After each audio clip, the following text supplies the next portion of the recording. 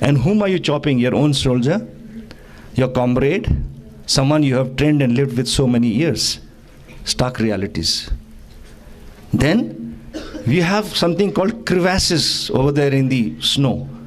Those are, when you are walking at 18,000 feet, there is no soil under you. It is total ice, ice and ice, which is called a glacier. And when the glacier cracks sometimes because of the shift in the plates of the earth, it cracks and makes huge gaps. And the depth of those gaps is several kilometers down. So when we are walking, if the gap is small, you can't see it. The soft snow covers it up.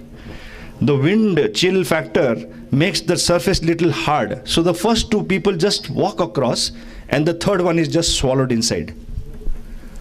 Now to make sure that we are safe from that, about 15 people tie themselves with each other. One person here, next person next to that entrance over there, with that much distance and a rope. And we are on a steep incline like this.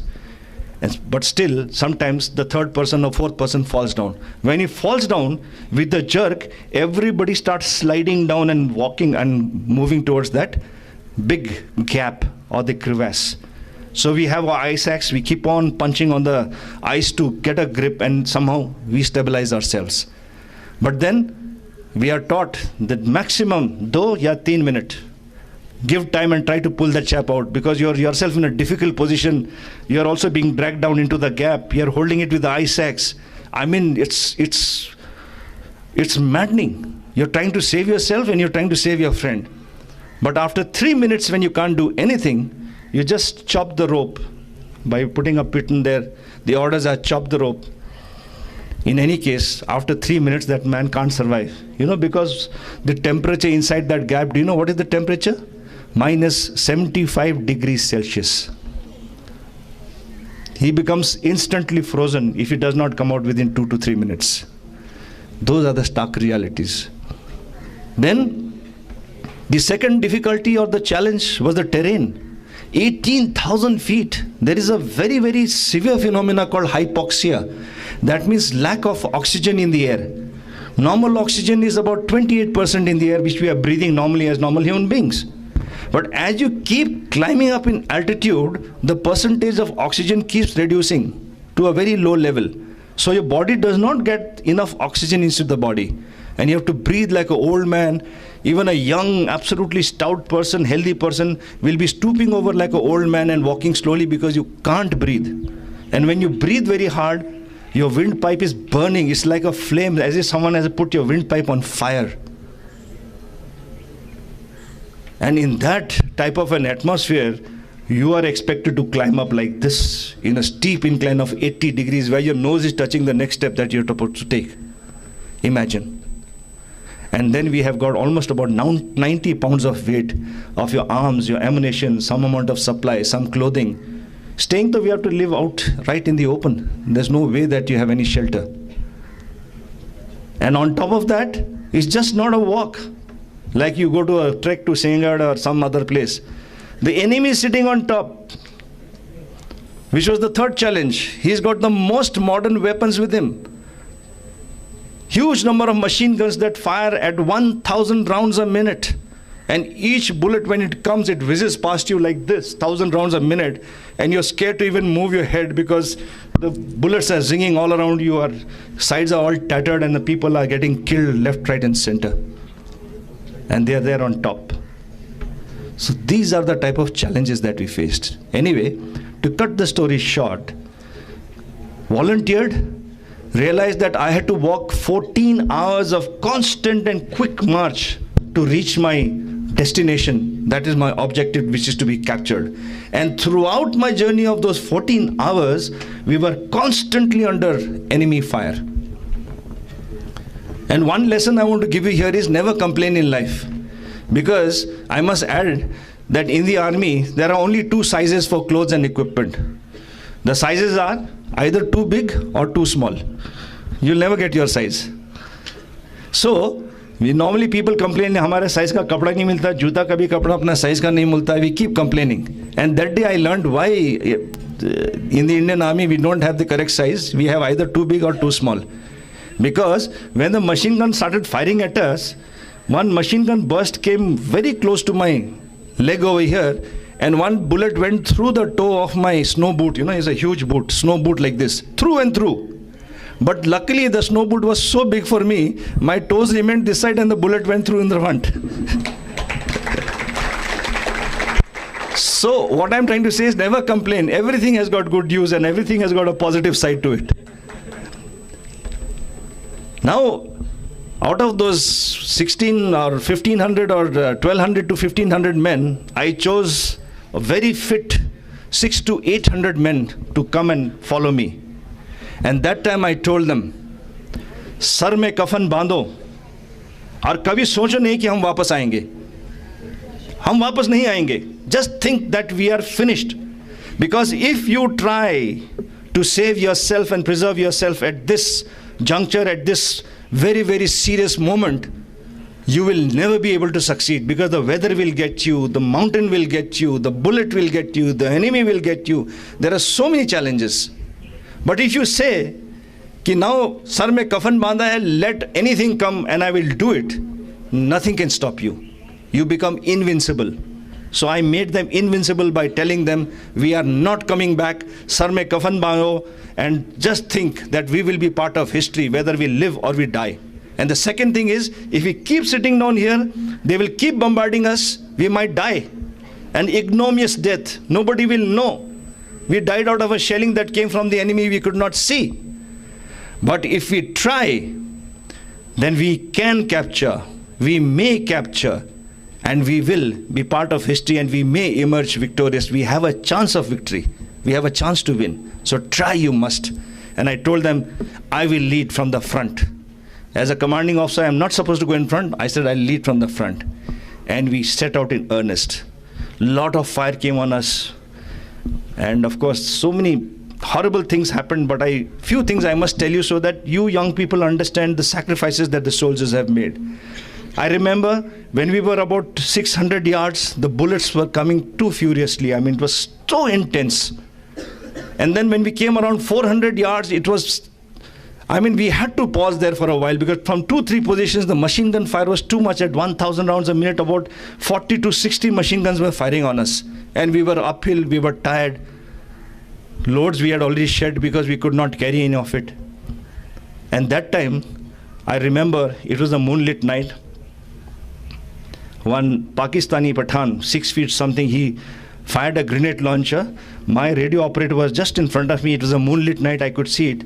That grenade burst just in front of him and his whole abdomen ripped apart. And his entrails started rolling out. All these contents of his stomach started rolling out.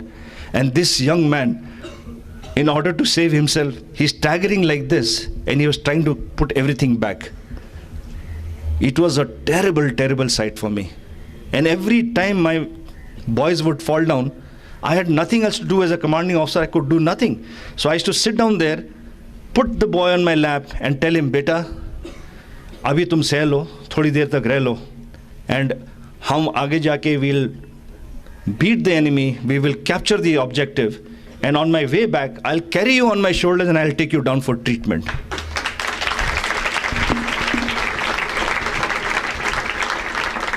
And here I must share with you, my young soldiers, the bodies absolutely bullet-ridden, bleeding profusely. They still said, Saab, we understand that you require maximum manpower to reach on top. Because my challenge was, mujhe din hote hote, before the sun rises next morning, I have to reach the top. Because if I don't reach the top in the morning, I'm finished, we'll be butchered, because they'll, from all adjoining areas, they'll pick us up like flies one by one. I had to reach there in the morning. That was the challenge. They said, Saab, aap jaiye. लेकिन थोड़ा जल्दी आइए, बहुत दर्द हो रहा है, बहुत महसूस हो रहा है दर्द, बहुत खून बह रहा है, and we want to live. I said, fine. I used to drag them behind a rock, point their rifle towards the enemy, and said, beta, tum fire karte raho दुश्मन की तरफ, हम जाएंगे. And I must share with you, after a couple of days, I thought I'll be coming back after a day or two, but it took little more time. After a couple of days, when I came back, I saw the same bodies. Their rifles were pointed towards the enemy. Their fingers were inside the trigger, pressing like this. Their magazines were finished. All the bullets were fired. And they were dead, frozen solid. They died fighting till the last breath. This is our soldier.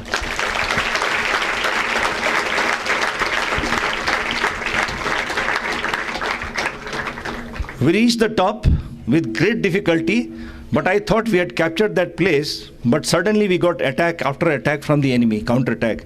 Rest of my people were absolutely cut off, and out of those 600 people, do you know how many of us had managed to reach on top?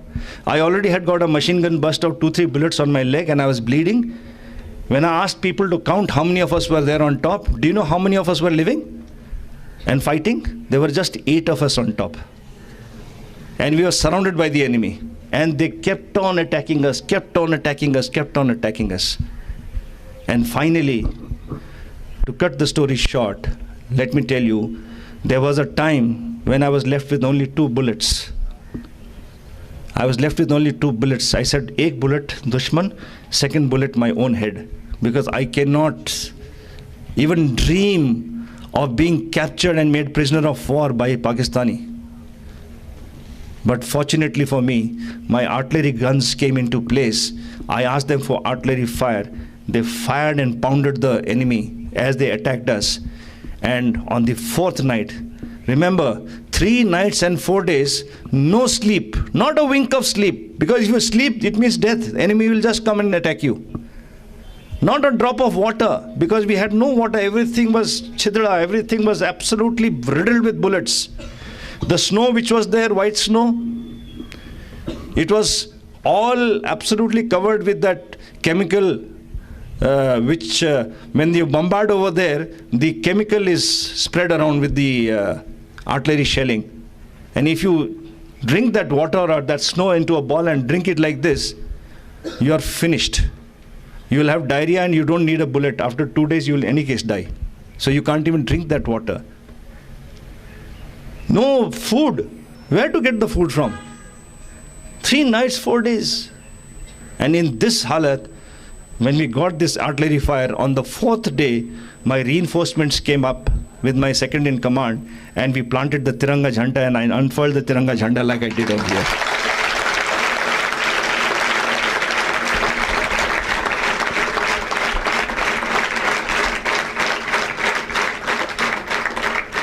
I have told you this story in a very, very brief, means micro-brief version. But if I tell you the bravery which was shown and displayed by my troops, your tears will come out and you will understand the true word of Azadi. You will understand the true cost of Azadi. Because today I told you, independence means what? It means Azadi from all this corruption, this, that, and also to ensure that the integrity of the nation is maintained at the borders by our vigilant soldiers and the brave soldiers. That is the meaning of independence today. So, at this juncture, I don't want to bore you too much. I just want to leave you with thoughts of 2-3 things that I have in mind for you. The first, please practice tolerance and respect. I can see abundance of it over here, because the complete environment over here speaks of respect and the type of good culture that is being bred and taught to you over here under Mr. Yuvraj Shah and his team. Today there is too much of intolerance. We cannot tolerate each other's religion. We do not tolerate each other's culture. We do not tolerate each other's freedom of thought. You see the road rage, even in traffic. Fellow will make a mistake over there and start giving you and staring at you. What have you done? Why can't you let me do the way I go? Even if he's against the traffic laws. There is total intolerance and there is total disrespect for each other. Please learn that mutual respect can get us a long way. And India needs that. A sense of tolerance for everybody to respect each other will be a wonderful place. So please, from today onwards, practice this tolerance. I remember a story one of my friends told me and sent me over there, that in the London cabbie he was taking, and when the London cabbie was trying to go the correct way, when the red signal became green, he went ahead, and the other side another fellow came and very, very recklessly drove past him and just managed to save, the car just managed to save itself. And the Sikh driver was in the correct thing, and that fellow was wrong. Yet that person started using all gali on him. and started abusing him badly and, saying all this thing and gesticulating. And the Sikh gentleman just folded his hands and smiled like this. He just did this and he let him go. The person who was sitting behind asked him, my goodness, it's his mistake. He is breaking the traffic law and you are doing this. You should have told him, what is this? You are the fellow who is wrong and not me. He said, look, everyone who starts out from his house, these people with negativity, they come and they try to throw the garbage on you. But you should not accept that garbage. Do this and tell him, please take your garbage with you. I don't want this negativity. वो कचरा लेके हमने क्या करना है? अपना mood खराब करना है? You'll talk badly like that to someone else when you meet because your mood is bad. We used to have a professor who used to fight with his wife and then put all the anger on us when we were in the class. कुछ भी नहीं किया फिर भी गुस्से से थप्पड़ मार देता था. So what I'm trying to say is, do not carry this garbage. Just let it go. Smile. Do this and let him go. You will, after 3-4 times, you will suddenly feel that you are a more supreme being. You are more mature. You are higher in your status of thinking. Okay? So practice this. That's the first thing. Second thing is humanity and compassion. No point having huge bungalow, riches, everything, but no family, huge house, no home. What Dalai Lama always says. No point. You may achieve the biggest contract of $1 billion, but next day is your divorce. Third day, you are someone, your own personal people don't even want to rejoice in your doing this because you have sacrificed their happiness to get this contract. What is the point? You are so nasty with your neighbor. What is the point? Humanity and compassion. Try to help people as much as possible. Try to have compassion for other beings. It may be human beings, it may be animals, it may be anything. And that, I think, the Jain teaching is one of the best, where you teach people ahimsa paro dharma. That was the third one. Second one. And the third one is discipline, my favorite subject. And yours too. Yours is because discipline is something which is abhorred, not liked by most of the students and young people, because they think discipline means chain mein bandhna, hunter ghumana. That's not discipline. The discipline I'm talking about is more of self-discipline. When I talk about self-discipline, what is self-discipline? What is the definition of discipline? Definition of discipline is what you do when no one else is watching you. Now you imagine what all you have been doing. See, already people are smiling. That is discipline. Not when someone is watching you. That is not discipline. That is acting. You can take a good stage career. Mr. Pradeep is here, I'm sure they'll guide you. That is acting. But the true discipline is actually being yourself and doing what is the right thing to be done. And in discipline, in the subject of discipline, the actual discipline is self-discipline, which is prime. Some people even call it moral discipline. You know, one of the famous speakers compared discipline with a kite. The strings of the kite. When you throw the kite up like that and the string pulls it, it starts climbing higher and higher, it starts flying. After some time, that kite, who is the student, he feels he's gone very high and he's being controlled and restricted because of this string. Don't you all feel that? It's being controlled and restricted because of the string. So when you cut the string, will the kite go higher? The string is the one which guides you to actually go higher. It is a guideline for your success, and it is not the other way around. So when you have self-discipline, moral discipline, and you do the right things despite all the challenges that you face, because temptations are there. It's easy to give bhashan and say, be self-disciplined, corruption band karo, ye band karo. Just this morning only, when I wrote a message to my friend, we should get independence from corruption, we should get independence from this. So he wrote back, Colonel Saab, easy to give bhashan. If I don't give bribe to the environment people, because I'm selling one industry here, those people, I will lose my business. Absolutely correct.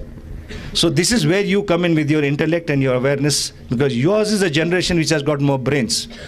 If the person who is corrupt is using his brains to become corrupt, you use your brains to make sure that you get over him. How could I tell my friend, ki get your work done, pay the bribe, but after that make sure that he pays for it? You can do that. When you do things, do it intelligently. I don't say abrupt.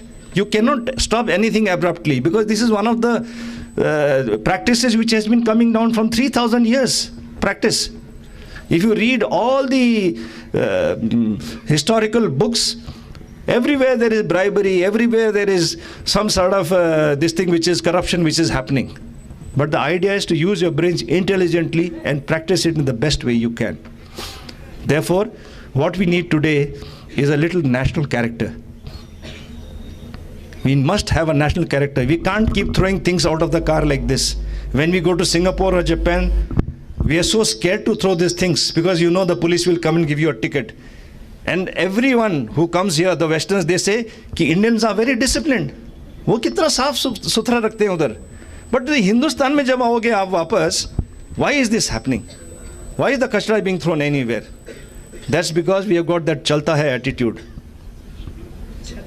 So we must have this national character. And the last bit of advice I want to give my friends is have a sense of humor. Don't keep such a castor oil face all the time. Your people will say, oh, aa gaya castor oil. Yeah.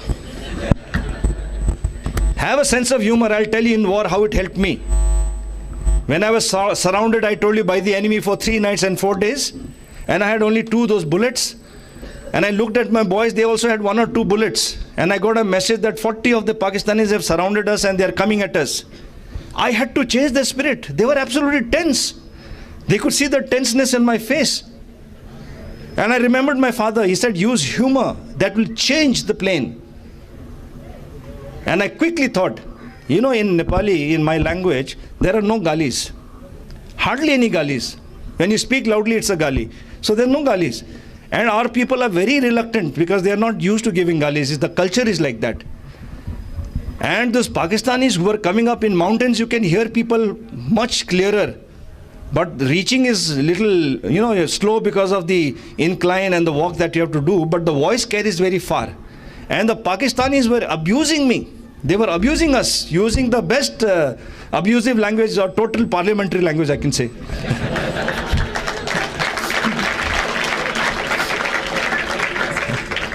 So everybody understands parliamentary language. And yours truly, I had a best Sardarji friend in my school and college days and even in my academy days. And he had taught me the choicest Punjabi galis. I am a vocabulary of Punjabi galis. Matter of fact, I'm sure if that fellow writes a memoir, those Pakistanis, they will say that there was one Gorkha soldier over there whose vocabulary was tremendous in Punjabi galis. And I was giving it back to them equal. My boys were tense and they were watching me. So I said, now I must get them into the mood of fighting. And I told myself, I was cursing the world. Why am I in a situation like this? My boys are dying. Everybody is dying.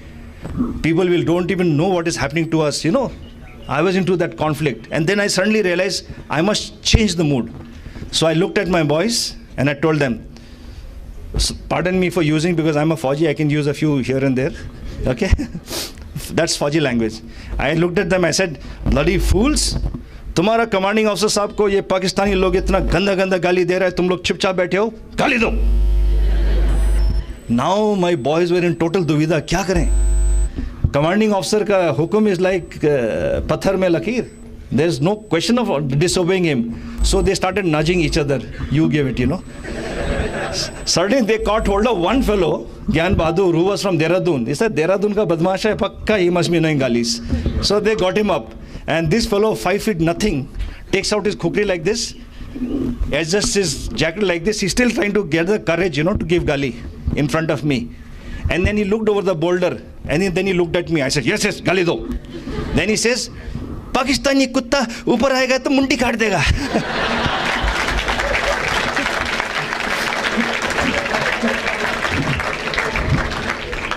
When he said that, I started laughing and I told him, Gyan Bahadur, Pakistani लोग पक्का मरेगा, लेकिन वो हंस के मरेगा कि गोरखे लोग गाली भी नहीं दे सकते. And believe me, in such a serious condition, the soldiers suddenly got josh. They took out the khukris. I remember chopping those Pathans, 6 feet something, and my guys just 5 feet. They were jumping and chopping those heads, and the heads were rolling down. They just got up, took the khukris out, and they said, "Saab, एक ही गोली है तो क्या हुआ? खुकरी है ना, काट के मारेंगे जब तक हम नहीं मरेंगे साहब." Suddenly that josh was there.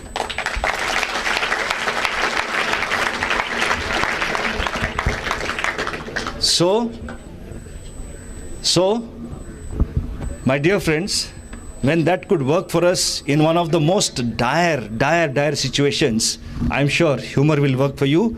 Those people who have got good wives, they will appreciate you more, the married people. The boys who have got girlfriends, they'll appreciate you more, and vice versa for the girls and the ladies. Please smile more often. Put humor in life over there. I don't expect you to become jokers, but at least use humor. Use humor in day-to-day life and make your life a little worth living. And finally, all I will say is, remember, guilty are not those people who use or say abusive language or say the bad things. Guilty are those people who don't say anything when you're supposed to say something. Okay?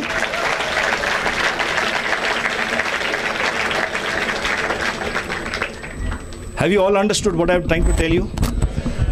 And I'm sure you're going to keep your promise of what I just asked you of. Okay? I want you all to try this. And if you succeed, please contact me and say, "Sir, humor success." Okay? Right. Thank you so much.